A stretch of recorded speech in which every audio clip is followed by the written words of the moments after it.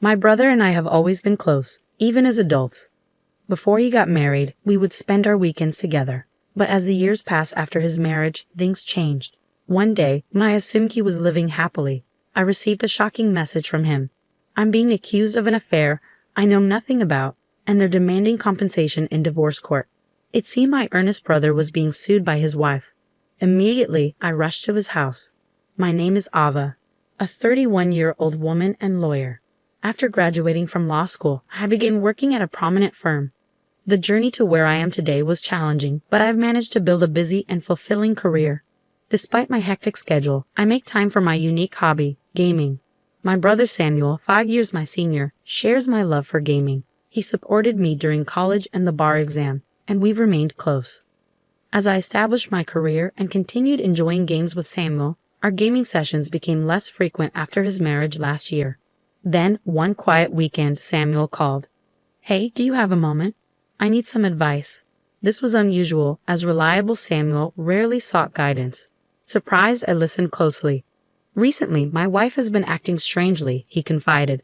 "She often goes out and sometimes doesn't come home at night. I hope I'm just overthinking it." Samuel's wife, Charlotte, seemed friendly the few times I met her, but his concerns were alarming. While staying out late or going out isn't inherently wrong, it can be concerning if it's frequent and suggests potential relationship issues. Samuel turned to me, a lawyer, for potential solutions.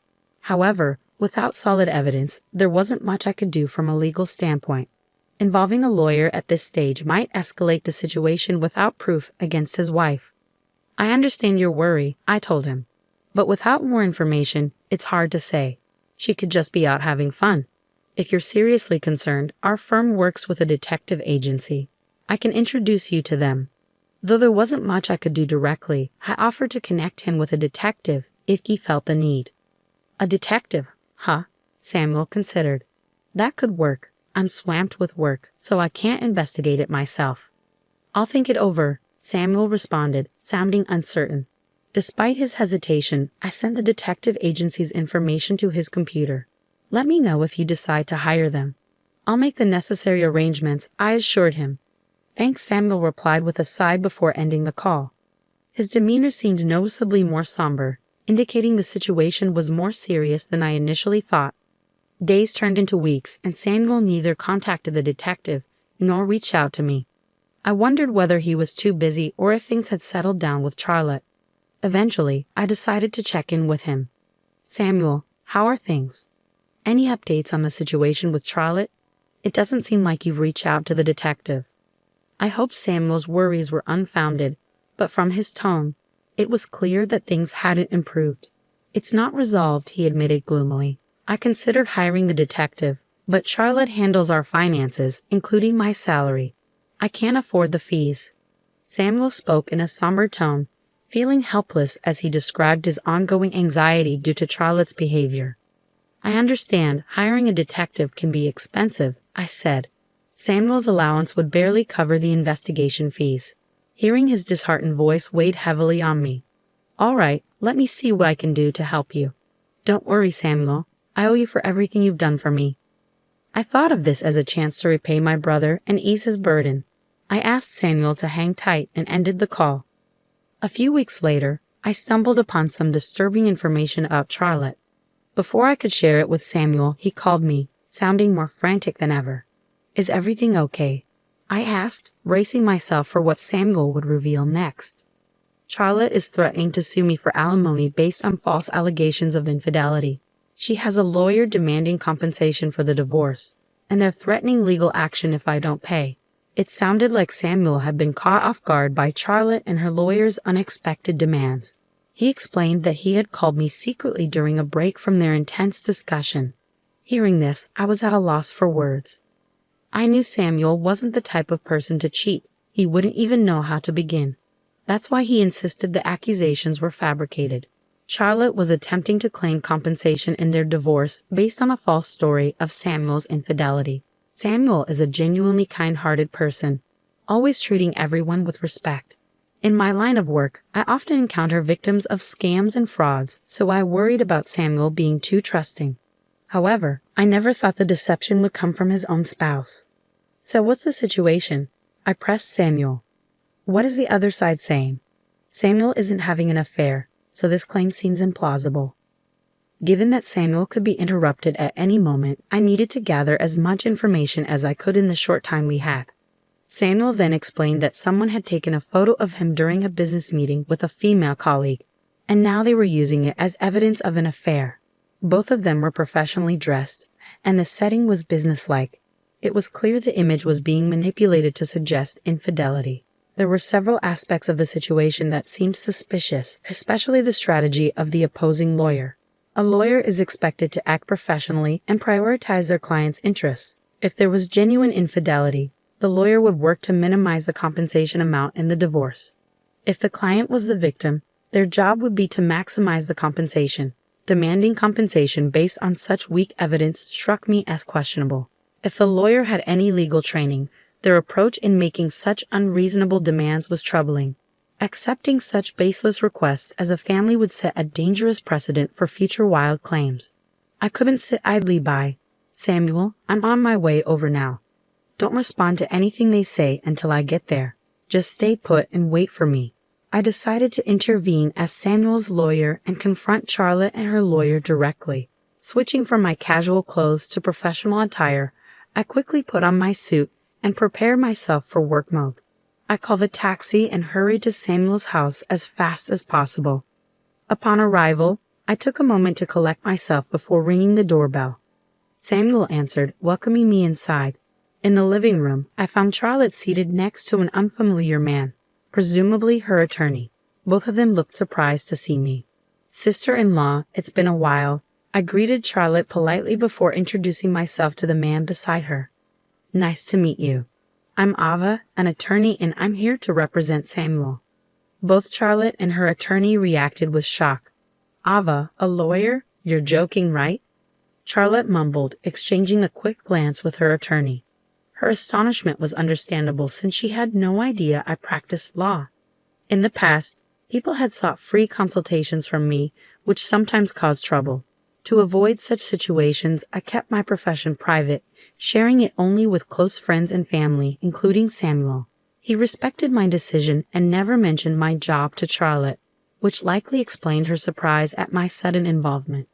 Since Charlotte controlled Samuel's finances, he likely wouldn't have been able to hire a lawyer under normal circumstances. Perhaps she thought Samuel would be defenseless and seized this opportunity to assert her claims. As Charlotte and her attorney sat quietly, I considered my next move. Then Charlotte's lawyer spoke up, interrupting my thoughts. I don't care whether you're a lawyer or not, the opposing lawyer said. Your brother cheated and should obviously pay compensation. Charlotte, seated beside him, nodded in agreement. Their confidence in winning compensation in a divorce case based on such weak evidence puzzled me. What evidence do you have of this alleged affair? I questioned the lawyer, though I couldn't believe any claims of Samuel's infidelity. Despite my arrival, they continued insisting on the accusations. I wanted to know if they had any further proof beyond the photo Samuel had mentioned. He was having dinner with another woman. That's solid proof, the lawyer asserted. We could let this slide for $50,000. You wouldn't want this getting out to family or his workplace, would you? His words came across as a clear threat. I was almost tempted to laugh at the absurdity of demanding $50,000 based on such flimsy grounds. Did he realize how outrageous he sounded? His bold claims confirmed my suspicions that this lawyer might not be as legitimate as he appeared. Despite his status as a supposed attorney, his approach resembled that of a scam artist. I initially thought he might be a corrupt lawyer, but even with me, a practicing attorney, present, he continued making unprofessional statements. Demanding $50,000 compensation based on a simple public meeting was ludicrous. Being in a suit in a public place during daylight doesn't prove infidelity. To substantiate claims of adultery, direct evidence of actual misconduct is required. Any competent attorney would know this fundamental aspect of the law. If you didn't understand this basic legal principle, something was definitely off. I understand your concerns, I said, considering the next step. We could just settle on the payment, but first, could you provide me with your attorney license number, your full name, and the name of your firm? I pressed the opposing lawyer for his credentials. Unsurprisingly, he began to stumble. I can't recall my license number right now. I must have misplaced it. Contact my wife for an appointment, he stammered, clearly trying to avoid the situation. Forgetting one's own attorney license number is inconceivable for a legitimate lawyer. It was obvious he was attempting to deflect and find a way out. You can't provide it because you're not a real lawyer, are you? I pointed out. I expected him to confess, but he remained defiant. That's ridiculous. I could sue you for defamation, he retorted. I couldn't help but chuckle. Go ahead if you must. If you're genuine, you would have no reason to hide your identity. Plus, a reputable attorney wouldn't threaten to sue over such a minor issue. I replied with a smirk, leaving him speechless. The tables had turned and both Charlotte and the imposter attorney appeared defeated. The ball is in my court now, Mr. Fake Attorney, I said.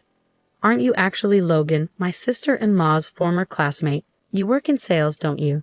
At this, both of them looked up, clearly shocked. Samuel, who had been quietly observing the exchange, watched the scene unfold. The exchange left those around me in shock. You're not an attorney, I began. You're actually my sister-in-law's affair partner. Samuel wasn't the one having the affair. It was you two, wasn't it? I looked at Charlotte, who appeared taken aback by my revelation. The sudden appearance of an informed attorney must have been unsettling. After consulting with Samuel and learning he couldn't afford an investigation, I took matters into my own hands. I couldn't bear to see Samuel so distraught. So I looked into the situation myself and discovered Charlotte's affair. I had collected evidence, including the identity of the man she was seeing. When I arrived at the house and saw Charlotte with the man next to her, I realized he was the same person mentioned in my findings. The man posing as Charlotte's lawyer was actually her affair partner. I let them know I had ample evidence of Charlotte's infidelity and reminded them that Charlotte and her partner would be the ones facing consequences. So, are you still planning to claim compensation from Samuel? I asked, watching as both Charlotte and Logan silently shook their heads. I'm so sorry. I never meant for any of this to happen. Please forgive me, Charlotte said, her voice full of regret. Realizing she would be held accountable, her tone shifted to one of remorse. Logan, observing her change in demeanor, gave a slight nod. Charlotte then spoke about the fabricated affair, explaining that Logan had expressed a desire to marry her, and she had felt the same. They conspired to manufacture an affair to hasten the divorce and seek financial compensation. It was astonishing how someone could conceive of and attempt such a scheme. Samuel, who had been silent up to this point, finally spoke. You betray someone and then try to frame them for a crime. Do you think just apologizing will make it right? I've always trusted you as my wife. Be ready to face the consequences of your actions. His words were calm but carried a palpable anger toward Charlotte.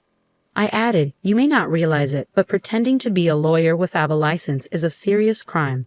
You could face jail time or significant fines. Logan, you're implicated as well. There's no avoiding the consequences. Hearing this, both of their faces turned pale. They had not anticipated the gravity of the situation. In a desperate tone, Charlotte repeated, I'm so sorry. Please forgive me. I didn't know. I sincerely apologize. Logan quickly got up from his chair and deeply apologized. I'm truly sorry. We didn't think it through. Please forgive us. Their fervent apologies were a stark contrast to their earlier demands, making the situation appear all the more foolish. I don't care what happens to the two of you. I'm reporting this, Samuel declared. It's often said that the kindest people harbor the fiercest anger, and Samuel wasted no time in making his report. Ignoring their pleas, he contacted the authorities. In the end, both Logan and Charlotte were arrested and faced prison time. Samuel and Charlotte divorced, and the settlement from the divorce took care of any remaining financial matters. They agreed to have no further contact with each other. Charlotte was left with no defense, reduced to tears.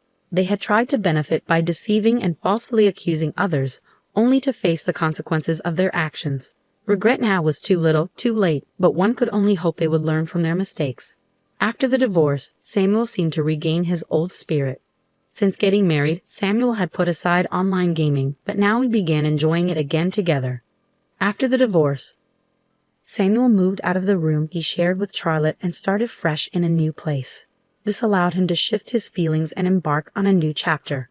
For a time, he appeared to have lost trust in others and kept his distance. But recently, I've noticed him slowly reconnecting with friends for meals and social activities. Once Samuel is feeling more settled, I plan to introduce him to some of my trustworthy friends. More than anything, after all he's been through, I want Samuel to find happiness.